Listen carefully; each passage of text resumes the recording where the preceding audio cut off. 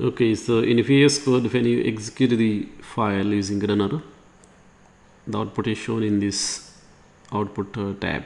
Okay, and if we want to run again, what happens is that the output of the new execution is appended, but most of the times we want to clear the existing output and then start fresh.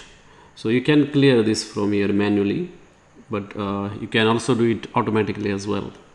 So for that you have to go to the settings, file and settings, preferences, settings, and then over there you have to search for the clear. So make sure that you have installed the code runner extension, and then you will see one setting, clear the output.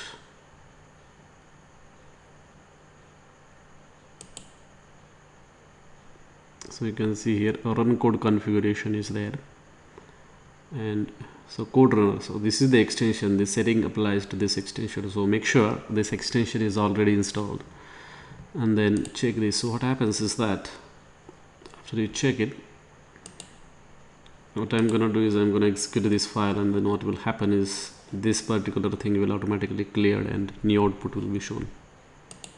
So you can see it cleared the previous output automatically for me. Thanks for watching this video.